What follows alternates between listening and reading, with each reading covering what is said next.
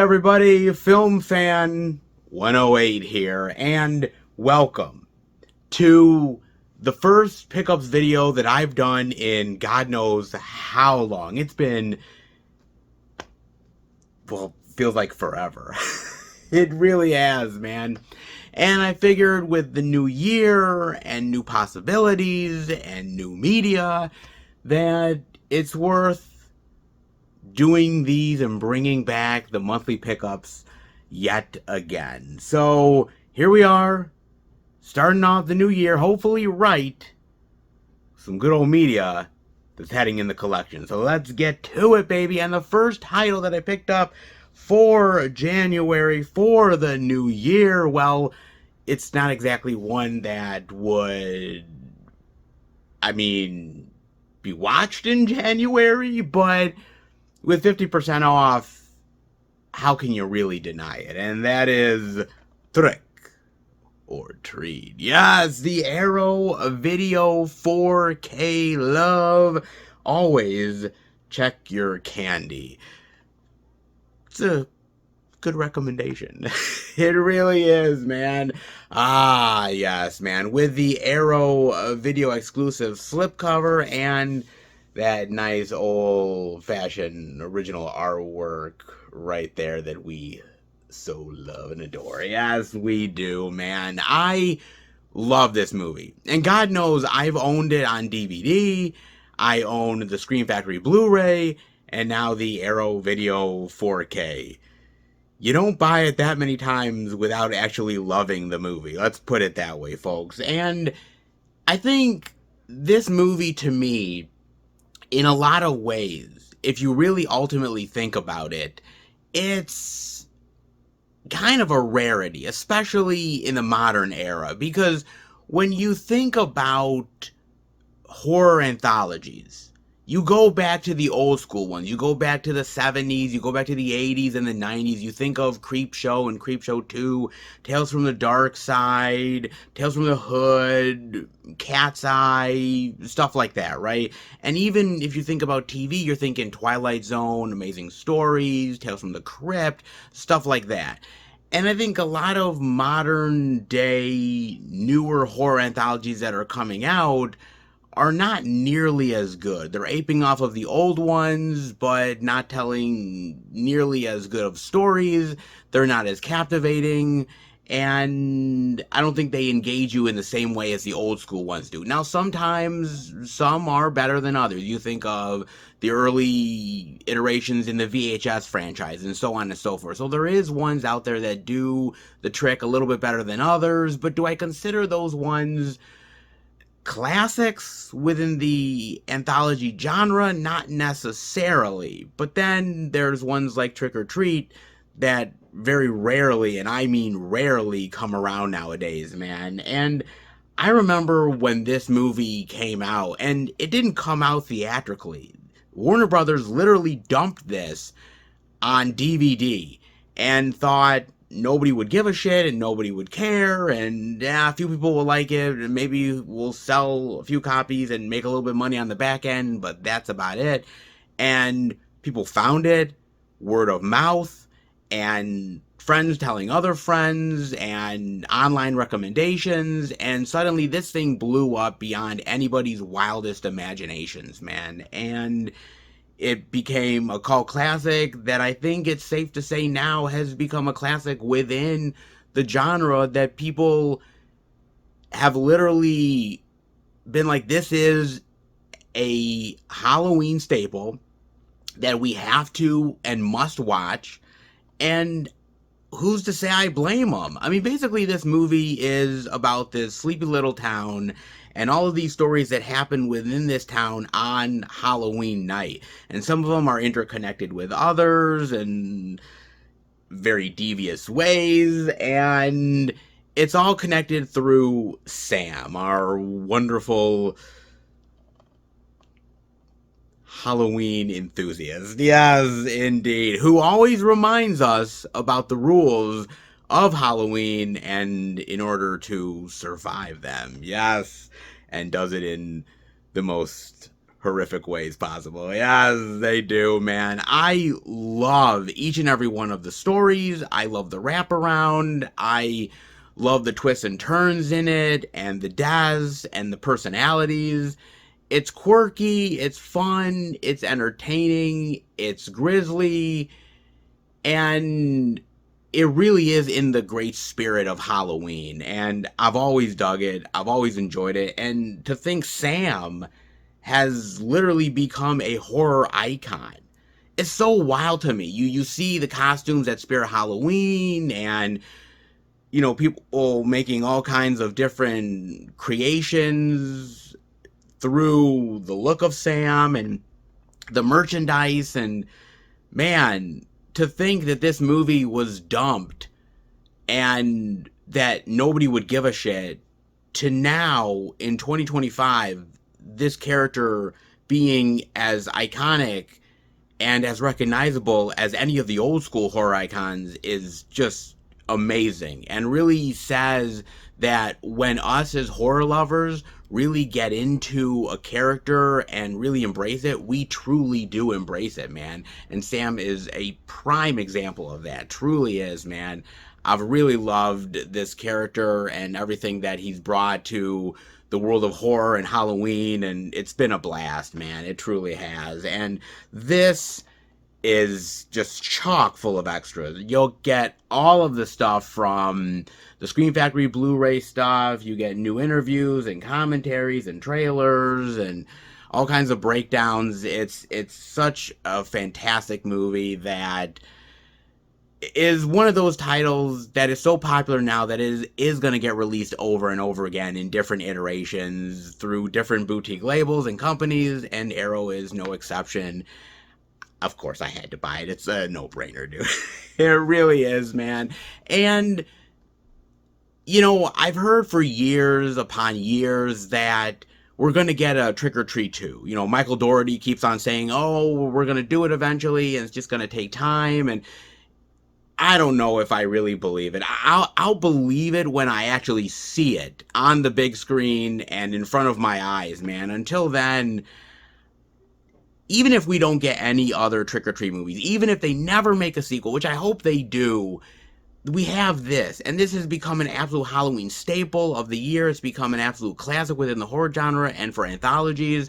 And not many movies can really say that anymore. This is a prime example of how good a horror anthology can be if you have a great idea, if you execute it in the right ways, and if you know your audience well enough. And this absolutely does it in the best ways possible, man. As I said, horror anthologies are not easy to do anymore. They may have been easier way back in the day when there were so many great original ideas and not as much copying and pasting, but that's not the case anymore. And there's certain movies that really stand out from the crowd because they're not doing the same old, same old. They're actually trying to do something unique and outside the box and really add to the genre instead of just doing the same old thing over and over and over again. And this proves it, and proves it so damn good, man.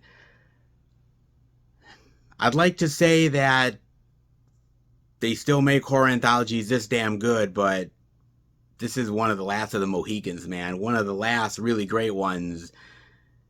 And cherish it, because horror anthologies, good ones are a dime a dozen. And when you get one, you cherish it. And this one, well, as far as Sam is concerned, if you don't, you'll die. And the next title that I picked up, another upgrade in the collection, and when it comes to Carpenter, it's always worth it. Indeed, man. In Vampires. Yeah, John Carpenter's Vampires, the 4K Blu-ray from Scream Factory with the exclusive Slippy Love and that great classic artwork, man. Look at those badass motherfuckers. Yeah, fuck yeah, man. I love John Carpenter's Vampires, man. And It's so interesting because I've kind of always talked about this, that time will ultimately judge a movie. And what I mean by that is when this movie came out, everybody was shitting on this movie. They're like, oh, Carpenter, man, he goddamn lost it. They were shitting on this movie big time, man. Oh, man, what happened to John Carpenter, bro? And people really judge this movie harshly. And now to think so many years later, we've kind of come around to accepting this as a pretty solid Carpenter effort, all things considered. And John Carpenter has said in many interviews and things that he's talked about that he's always been a fan of Westerns. He's always loved that genre. But because he is somebody who's known for horror and sci-fi elements, that a lot of studios aren't really giving him a chance at Westerns, specifically when the genre of Westerns has kind of faltered and not as good as it used to be. And so, how do you, as a ultra genre filmmaker like John Carpenter, how do you make a Western without technically making a Western? Well, you end up putting fantastical elements into it, like supernatural, blood-craved vampires, and have that Western feel, but yet still give the people what they want, that they're expecting from you. And so, trying to have the best of both worlds. And I think he pulled it off really well, man. Basically, this movie is about these vampire hunters, these badass dudes who end up going up against this one vampire that is incredibly strong, one of the most powerful ones out there. A lot of these get literally ripped to fucking shreds, man. And only James Woods and Daniel Baldwin are left to try to salvage what's left of the team and try to defeat the ultimate vampire evil. Yeah, good luck with that shit. Yeah, man. I always thought this was so fucking cool when watching it. Me and Bob back in the day used to love quoting this movie like crazy. There's a great scene where James Woods has the cross and Valak wants the cross and he's like, give me the cross. And James Woods like, this cross? And he's like, give me the cross! And we just had a blast, man. We've loved this and the personalities and actors like James Woods that is just having a ball playing this sarcastic, badass, just don't give a shit motherfucker, man. And he's so good in the movie. I love Daniel Baldwin here and the back and forth that they have. Sherilyn Fenn from Twin Peaks is in this movie. She's absolutely gorgeous, and I love how she's slowly becoming a vampire and connecting with Valak. So good. And Thomas Ian Griffith, who plays Valak, he is so great, very operatic as a vampire, and yes, I will defeat you. Menacing and scary and intimidating, but yet over the top as well. I think it works pretty solidly, man, for this movie. And it's not a high budget movie. It's not this big operatic vampire action spectacular, but I think it does the trick, and I think the personalities and the acting really brings it to life. And I really love the viciousness of the vampires, and I think Carpenter gets to make his little Western take and also have a little fun with the genre as well, man. So I think he pulled it off pretty well. It's not like top tier Carpenter, that's for damn sure, but I think it's a really solid effort that I think over time people have really reappreciated and found, and went back to and reevaluated. I'm really glad they have, man, because it's well worth the effort to do. And with this Scream Factory 4K, you get the old school commentary from John Carpenter, you get some really great interviews with Carpenter and cinematographers and James Woods and Thomas Ian Griffith, you get trailers and TV spots, still galleries, you get a lot of really great stuff here, man. And yeah, I had the old school Blu-ray from Scream Factory, but it was worth the upgrade. I can't say that every single Scream Factory title is going to be worth me upgrading for, but man, if it's Carpenter, and I love me some Carpenter, why not, man?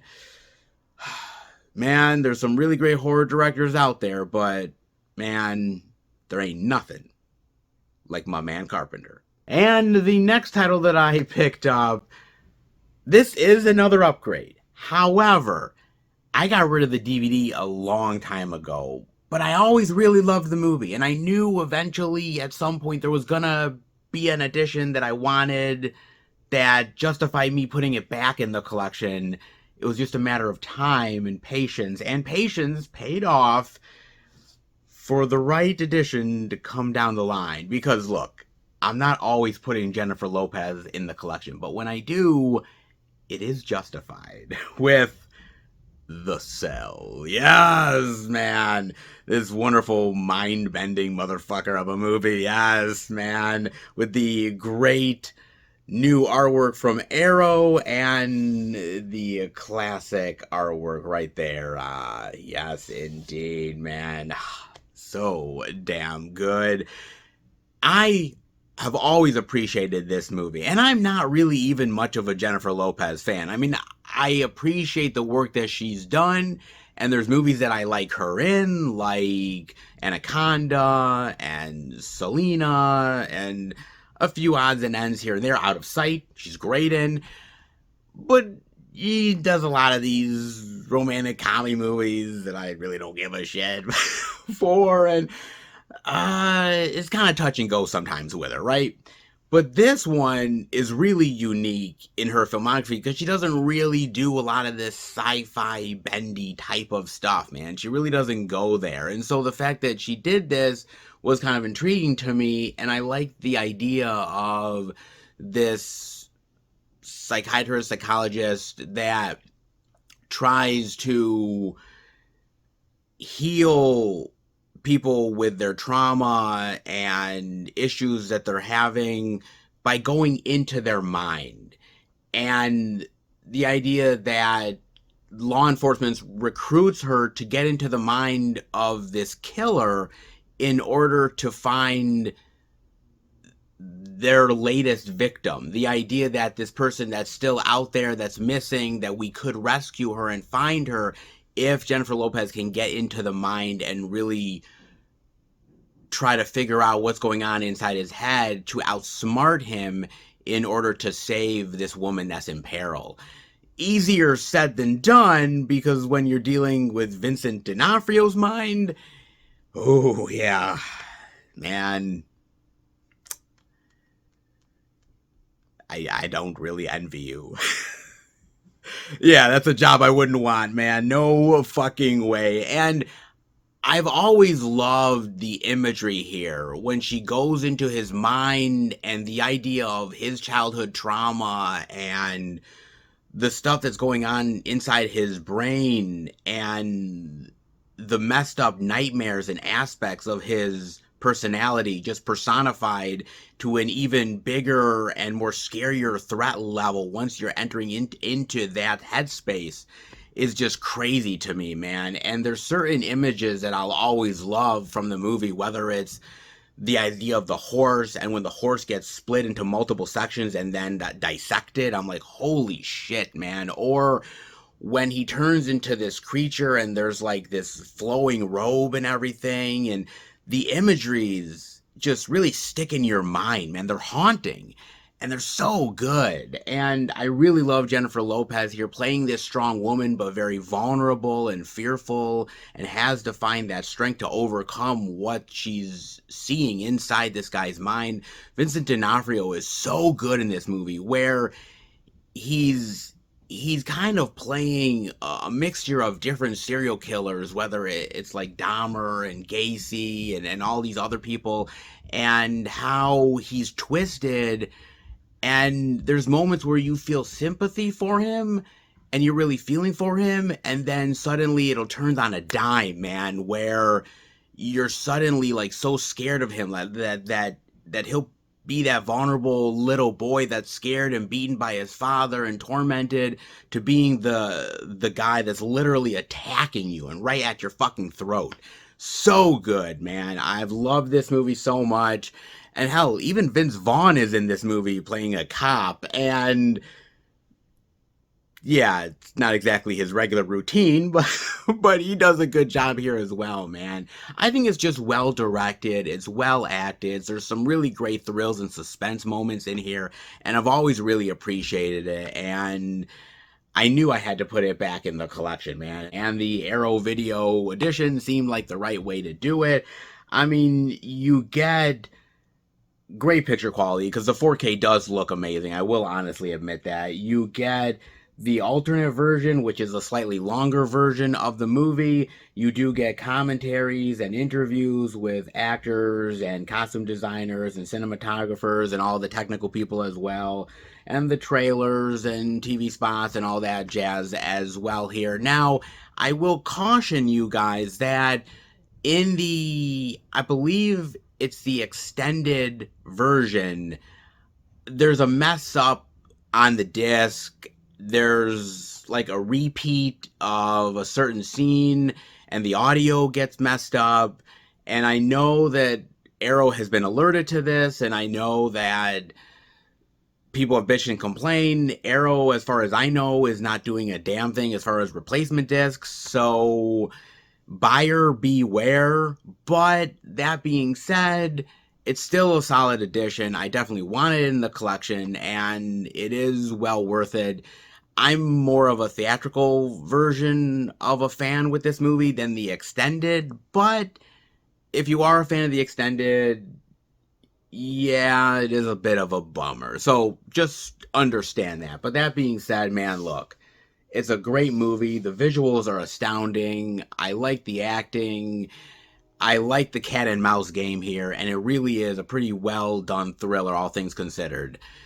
And to think Jennifer Lopez battling Vincent D'Onofrio, whoever thought you'd see that one coming. And the next title I picked up,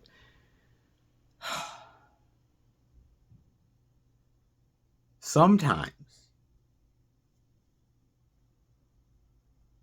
you have to admit when you're wrong. You do. And in this case, look,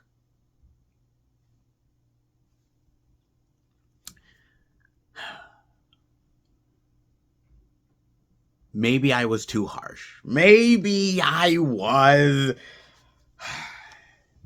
The 4K Blu-ray Collector's Edition release of Ghosts of Mars. Oh, baby. Oh, my God. Whew. Okay, let's talk about Ghosts of Mars. And now, before I really get into this, let me say, in John Carpenter's entire filmography, this movie is not even close, okay? It's not top tier Carpenter. It's not even middle tier Carpenter, all right? It's heading towards the bottom. But, that being said, it's not the worst. Okay, it's not the worst Carpenter. And I decided to give this another chance, right? When Scream Factory announced this, I was like, there is no fucking way I am buying this motherfucker. No way, dude. And I think a lot of people online thought the same damn thing. Now, if you're a John Carpenter completist, that's a whole different story, right? You're going to buy whatever. I'm not a completist in any way, shape, or form, so I was like, fuck this. But then I said, you know what? Let me rewatch the movie. Let me do it, right? Because how bad can it really be?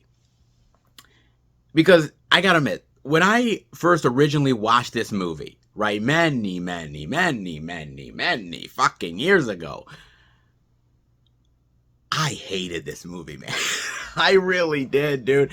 And I think a lot of people really did. I don't know what we were technically expecting at that moment in time, especially the John Carpenter of old, but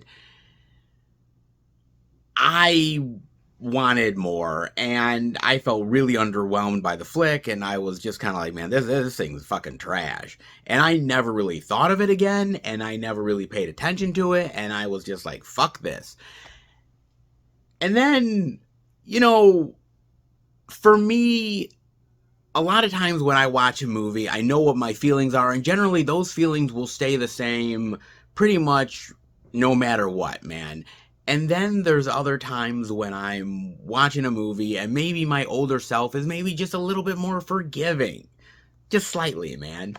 And this is one of those instances. And once I sort of took the movie for what it was, I was a little bit more lenient. And I looked at the movie and I said, you know what? This is meant to be fun and entertaining and a popcorn flick. It's not meant to be this deep, serious, dramatic sci-fi take. It's meant to be kitschy and campy and B-grade, and I think even Carpenter knew that. And unfortunately, I think people didn't really have that same sentiment so many years ago, and I think now they're just starting to do it. And I'm one of them, dude. I mean, basically, this is about Natasha Henstridge and her crew that basically are trying to take this prisoner, played by Ice Cube, and get him back so that he can stand trial and be executed, all that jazz. And they run into a little bit of a problem because the station that they're supposed to keep him at, it got overrun by someone or something, and these people that are supposed to be normal, well, they're all disfigured and messed up, and they're now becoming these ravenous killing machines that want to attack them at any cost. So, yeah. Seems pretty normal to me. But in fact, they're trying to survive, and they're trying to just get out of there alive without being torn to shreds or taken over by this mysterious entity. Yeah. Better them than me. That's for damn sure, man. And look, to be honest with you, the movie is nothing great. And it's not this magnum opus Carpenter version. In fact, really looking into this movie, you realize that this was actually supposed to be another Escape From movie with Kurt Russell. This was supposed to be another Snake Plissken flick. And I just kind of baffled at thinking about that. Like, we go from Escape from New York, Escape from LA, to Escape from Mars? I mean, I know that Arnold said, get your ass to Mars, but I didn't know we were escaping it. But sure, just so wild to think that this was going to be a Snake Plissken flick, man. And I guess it just didn't quite work out, and they had to change the overall concept and the story and the characters, and yeah, it just all kind of went topsy-turvy, man. But that being said, I gotta admit, I do like the action, cheesy as it may be. I like the Mars setting, the futuristic look of it all, even though it looks rather cheap. And even the acting is fine, it's okay. But there is a lot of really interesting actors in this movie.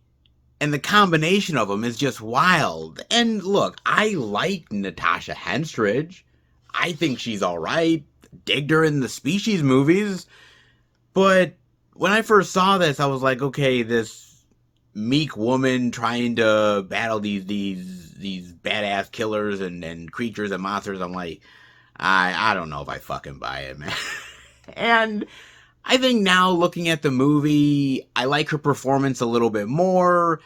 I like how she's trying to be tough, and I think sometimes she has those vulnerable moments, but she's got to really stay tough for the team and really prove herself and these people that are doubting her. I think it comes off a little bit better now than it did when I originally watched it, which is not always something that I can say, man. But I think the performance works a little bit more for me now. Then you've got Ice Cube, and I think Ice Cube was probably supposed to be what Kurt Russell was going to play if it was an Escape from Mars movie, but I think he did a pretty solid job.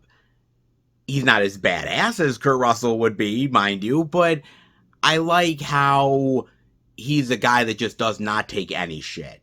And it's like, if you are a weakling in front of him, or if there's a certain amount of vulnerability that he sees, he's gonna fucking pounce on it and gonna fucking beat your ass, man. At the same time, he's an ally to you because you're being bombarded by all these evil motherfuckers that are trying to just sort of run at you and fucking hoard you.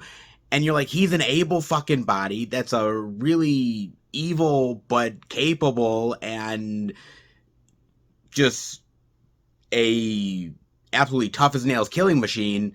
Why don't we use him? And so I like the drama behind that, and I like the trust issues that they have with each other, the team and him, especially Natasha Henstridge and him. And I think it works well for what he's given. He's not a fucking thespian actor. I think he's gotten better over the years. This was, I think, one of those roles where, hey, we need a name. Okay, Ice Cube. And they just kind of went with it, man. But he works for what it's worth, man. You've got a young Jason Statham here with fucking hair. That's just always fucking wild, man. I totally forgot about that when I watched the movie. I'm like, oh my god, he has hair. Like, okay. You've got Pam Grier here in a small but effective role. Clea Duvall. I mean, you got some good actors here that are carrying the weight of the story or trying to make it somewhat believable and badass as much as they could kind of do for what it's worth. It's well made enough. It kind of feels a little bit like if they had a bigger budget, if they had bigger names in the movie, maybe they would have pulled it off a little bit better. It kind of felt like everything was shortchanged in this movie, whether it was the sets, or some of the actors, or the story, or the visual effects, and it just kind of feels like a lot of compromises from what I can see. And you know what? At the end of the day, sometimes you can see those very clearly in a movie, and other times they hide them pretty well. Here, you really see them just in plain view, and yet at the same time, there is a charm to this movie, and it is the Carpenter charm. Because I think Carpenter makes it his own. I think he's able to infuse it with his own brand of entertainment and make it his own for what it's worth. And I think he's trying to make a futuristic Assault on Precinct 13. Not nearly as good as Assault on Precinct 13, but I think he's just trying to do something that is familiar, but yet something that's within the sci-fi horror experience where he can get it made and yet try to do his own thing at the same time. This is a time in Carpenter's life where I think he was just trying to get whatever he could made, okay? And this is the result of it, man. But rewatching it, I quite liked it, and the campiness of it, and the cheeseball aspects to it, and how it's not really taking itself seriously. It's just a fun sort of monster attacking us and survival of the fittest sort of romp. And I'm willing to go with it. It's not the greatest, not by a fucking long shot, but it was entertaining.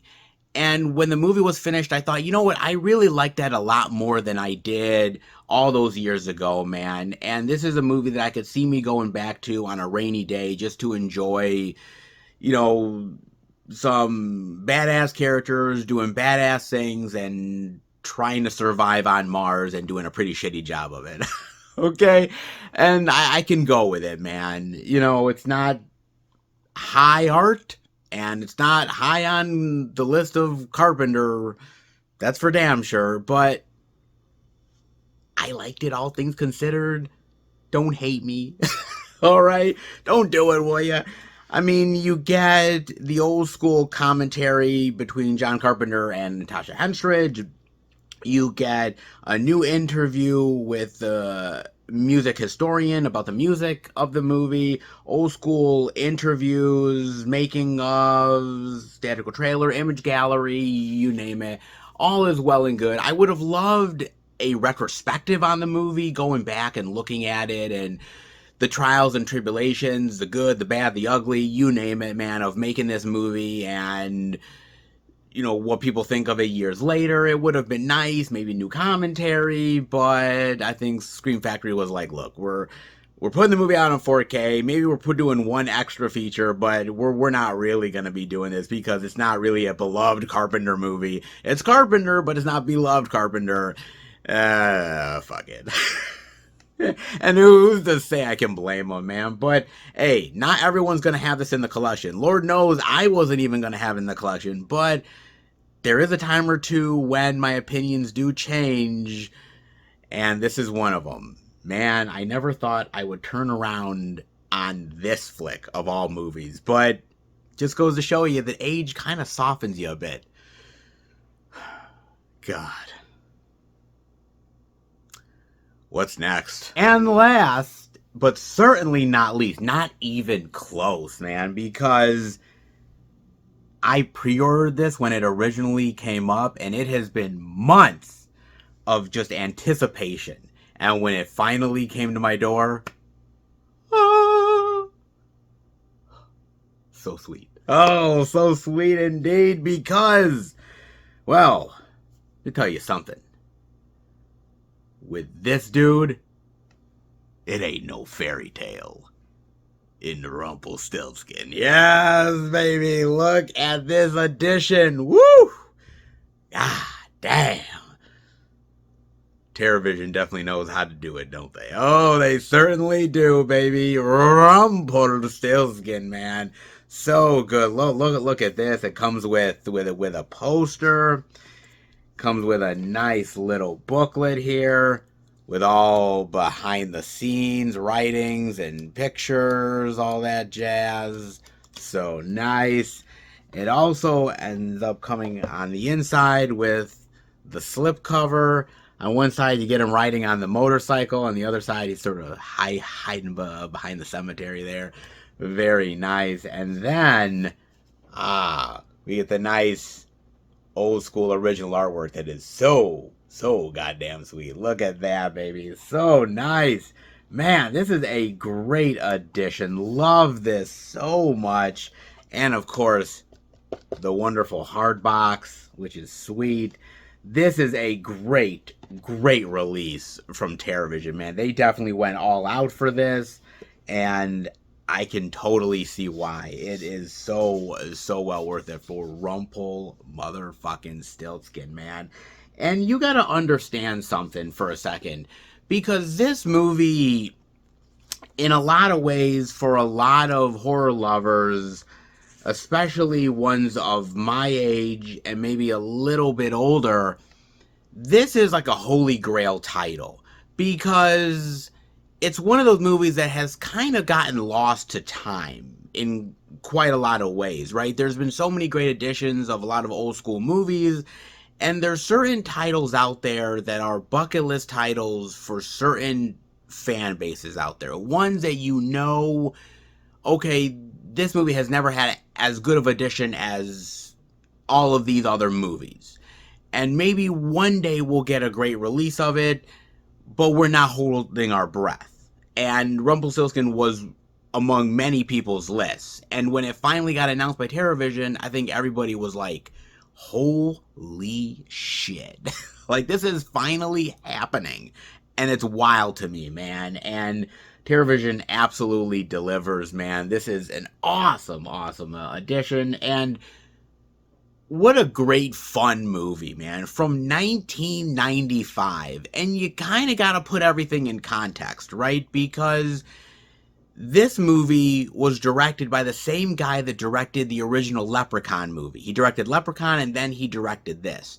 And taking those fairy tale fantasies and the imagery and making sort of a modern day horror flick out of it is a pretty cool and interesting idea. If it worked for Leprechaun, why not work for Rumpelstiltskin? And at the same time, at this point within the 90s, the horror genre was kind of languishing a little bit. And it wouldn't be until the following year in 1996 when we would get Scream, and it would reinvent the entire horror genre and really take it in a completely other direction that nobody was expecting, right?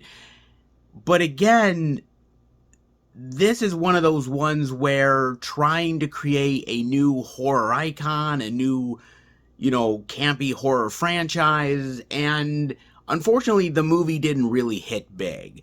The movie didn't make a lot of money, didn't really garner the fan base they were wanting, and basically it was dead on arrival. It never got any sequels, it never got any reboots or remakes or anything like that. It just disappeared, gone, forgotten forever.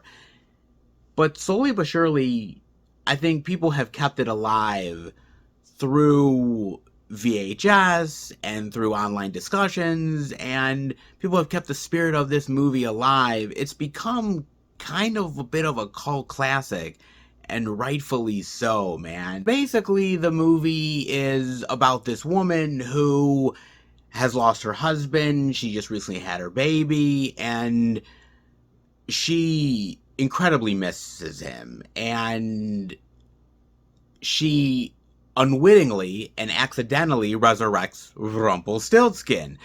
And wanting to get her husband back. Basically, Rumpel is like, okay, you can get your husband back if I can have the baby.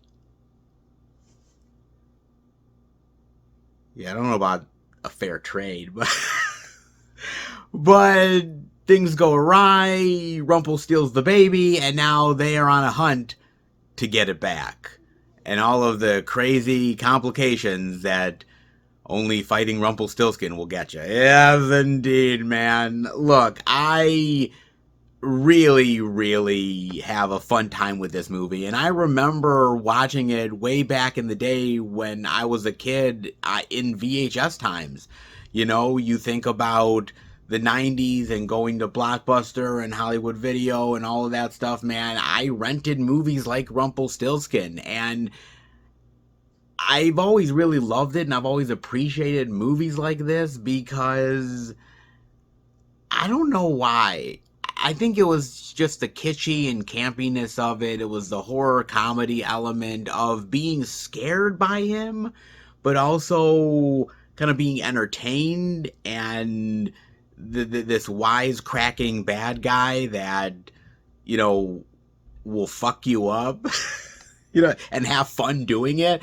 I've always kind of liked that aspect to it, man. And it's the same thing that really gravitated me towards the Leprechaun movies. And this is the exact same thing here, man. And I just had a really fun time with it when I was a kid. I was terrified of Rumpelstiltskin. I mean, the look of him and the fact that he could steal people when they were young and take them away forever. Like, for a kid, that kind of terrifies the shit out of you, man. Now I just kind of find it more amusing than anything else. But it definitely was effective back in the day, man, and still is in just different ways now that I'm an adult, man. Put it that way. But I've always thought the acting was cheesy but entertaining. I love the guy that plays Rumpelstiltskin. He really is getting into it, man. He's loving playing this, man, and all the mischievousness of it. He's doing such a great job. And this is a movie that I kind of feel like you can't really make nowadays. I mean, I guess you could, but it would be so different than from what we got with this Rumpelstiltskin movie, the mid 90s, and there were certain things that you could do with characters and personalities and situations that just won't even fly nowadays. And so it's definitely a movie of its time, but it's still as entertaining and still as fun and humorous and playful and just a really great romp of a movie where you just sit back, relax, and enjoy a devious little motherfucker causing all kinds of mayhem. And there is definitely nothing wrong with that at all, man. Sometimes you don't need this ultra serious horror movies with deep dramatic impact. Sometimes you just want to be entertained and feel like, you know, good versus evil, a little bit of humor mixed in, some cool deaths, and I'm good, baby. Yes, indeed. Sometimes it's just that fucking simple, man. Sometimes it really is, and this is definitely one of them that is for damn sure, man. This is something that I never thought would ever see the light of day, considering that, you know, look, there's so many boutique labels out there, and there's been so many editions of all these other movies that have multiple ones, you know, Texas Chainsaw and The Shining and Jaws and you name it, and some of these ones that were on VHS way back in the day, and you sort of realize, oh my God, they just haven't had great editions yet. And for some reason, ungodly reasons, who the hell knows, it just doesn't really... Maybe it wasn't worth it for the studios. Maybe boutique labels saw maybe they couldn't get a lot of money off of it. Who knows, man? I mean, sometimes studios literally just don't put something out because they just don't think that it's going to get the kind of fanfare or money, you name it, that other titles will within the market, even though those titles have been released God knows how many times and different editions that have the same old shit on them constantly. And this is one of those titles that is like, no, dude, it's great and it deserves just as much praise and love as any other title out there. And I'm glad that it finally got it. It took a long time to get it, but we're finally here, man. And 4K at that, you gotta appreciate it, man. You truly do. And I definitely do, man. And there's some great special features in here. Some awesome stuff that, man, I just loved. You get commentary by the director and some of the actors. You get a making of Rumpelstiltskin, a really great making of, talking about the movie and talking about how they got it made and the difficulties with it and what they think of it years later. Great stuff. You get the production design. You get more stuff from Rumpelstiltskin, like BTS footage and still galleries and trailers and all that stuff. I mean, they went out of their way to really make this a very, very special release, and I'm so glad that they did, dude, because again, sometimes as a horror lover, sometimes as an old school horror fan, seeing some of these movies get forgotten by time and only have a VHS release sometimes, not even sometimes a DVD, sometimes they just languish on VHS hell and have never gotten out of it. And the fact that this did, finally, I think it can be crossed off a lot of people's bucket list, including my own. I am so grateful for TerrorVision for putting this out, and maybe we can go on to the next forgotten horror movies out there that deserve just as much love, man. But Rumple finally got his. Uncle Rumple did. And for me, it was so well worth the wait, man. Sometimes wishes do come true, and Rumple didn't even have to steal my baby for it. Good times. And that'll do it for the pickups of January 2025. Okay, well, look, it wasn't a crazy amount, all things considered, but let's be real, this is a pretty unique set. That's for damn sure, man. It really, really was.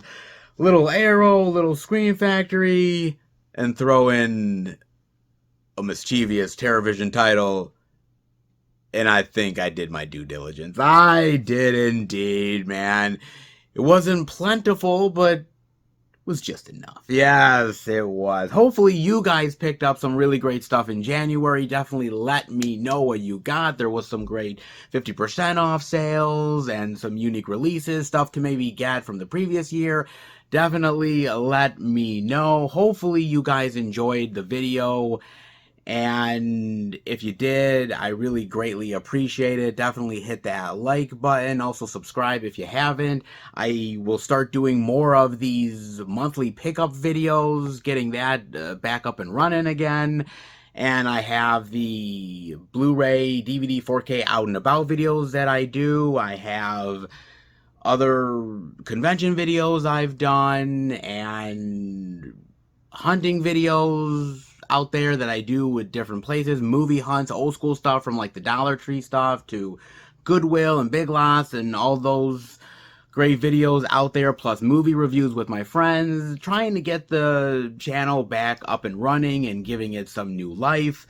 Old videos and new videos as well. So if you like everything I do, how I talk about movies and physical media, definitely hit subscribe and be a part of the Film Fan Nation. I want to thank you guys so much. You guys are the lifeblood of this channel, man. I wouldn't have a channel if it wouldn't be for you guys being interested in what I have to say and talk about and show off. And it really warms my heart in a big bad way, man. Thank you so much for your support. And share these videos with friends and family. And let's grow this even more. And show the love for physical media out there. You know how much I love it, and there's other people that care about it just as much as I do. So thank you so much. And if you want to get in touch with me or keep up to date with me on Blue Sky and Facebook, Film Fan 108, keep up to date with everything I'm doing, special pictures and videos from time to time as well. But enough about this and enough about the video. Some great titles that I picked up for the month and more to come. I will see you back next month for a brand new pickles video. Take care, everybody, and remember, happy hunting.